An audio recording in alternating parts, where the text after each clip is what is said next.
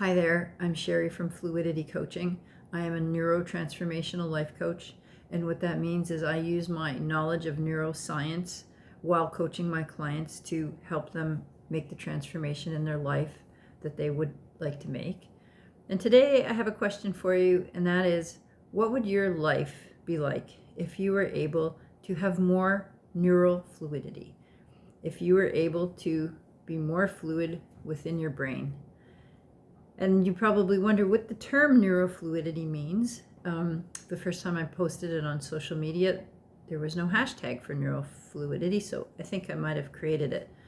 But what it means to me is many different things. It means being fluid within your brain and not being rigid. So I'll give you an example. I coach quite a few people who have autism, and it is known in the neuroscience community that there is two networks in your brain. This is not the left side of your brain and the right side of your brain. This is task positive network, which is the engineering, get things done side of your brain. And the other network is called default mode, or the empathy network, and that is your creative side, your time travel wizards. And the way it works is, so these two networks cover the entire part of the brain, and when one is on, the other is off. So it's kind of like a teeter-totter. So when you're in task positive, your empathy is not active at all, and then when you go into the default mode, the task positive is not active. So you toggle back and forth. And so people who have autism, they are very much in the task positive and very little in the default mode.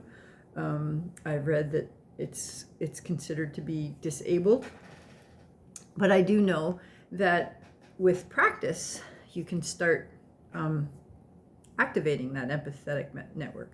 So that's an exercise I actually do with my clients, is and have them start recognizing when they're in one and do things to grab from the other. And many of them tell me that's actually their favorite exercise. So that's a form of neurofluidity. Another form of neurofluidity is when you're anxious or stressed. And I know this of many of my clients with neurodiversity do suffer from a lot of anxiety and stress. And so we work together to help them learn to engage the parasympathetic nervous system. So again, there's two nervous systems. Well, there's three, but in this case, I'm going to talk about the parasympathetic and sympathetic. So when you're in the sympathetic nervous system, your heart rate goes up, your pulse, your blood pressure go up, you secrete the hormone or endocrine cortisol and epinephrine, and you lose your sort of ability to think. It's freeze, fight, or flight, and you don't make great decisions. When you recognize this, and you can slow down your breathing and create thoughts to move, to grab the parachute, to go into the parasympathetic nervous system, the opposite happens. Your blood pressure goes down, your heart rate goes down, you secrete the hormone or endocrine oxytocin, which is the feel-good hormone, which helps you with the regenesis of the brain. And in this state, your prefrontal cortex can work optimally, and you can start making good decisions for yourself.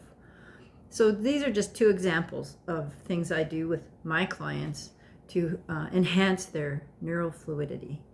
So I ask you this question again, now that I've explained neural fluidity.